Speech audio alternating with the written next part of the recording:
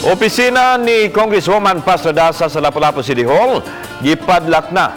Tungod din ang mga empleyado sa kongrehista nagbutang na lang og opisina sa gawas nga bahin sa buhatan. Siluan meron din sa report.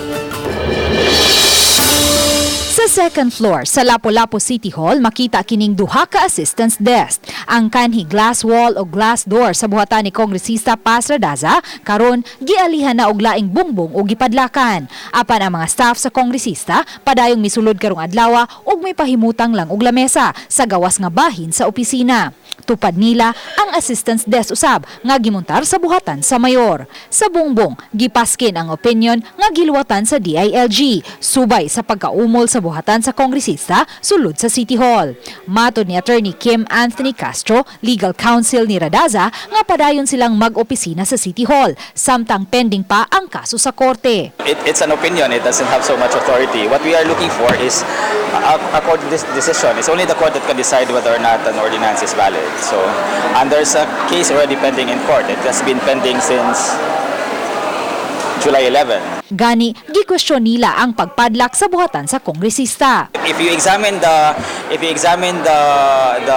opinion of the DILG, it does not even say that you vacate or you padlock the permit of the office. There's no statement to that effect. There was even no order for Congresswoman Radaza to vacate. It just says that it's invalid and could not be implemented. O garon pagmatuod sa effectivity sa ordinansa, may pakita si Attorney Castro og kopya sa ordinansa nga na-publish sa duha ka mantalaan niadtong Hulyo 4. Apan gipakagamay lang kini ni OIC City Attorney James Saison. I don't know giyon sa pag-publish na, but if there's any publication, it was not officially published by the city.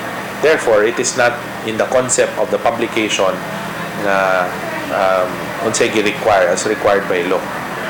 Kay probably private individual na napapublish na. Giklaro sa City Attorney nga way kalabutan ang dakbayan sa pending nga kaso nga nagkwestiyon sa effectivity sa ordinansa. Dugang ni Attorney Saison, labaw pa sa opinion ang ilang giserve sa buhatan sa kongresista tungod kay ruling kini mismo sa DILG Secretary.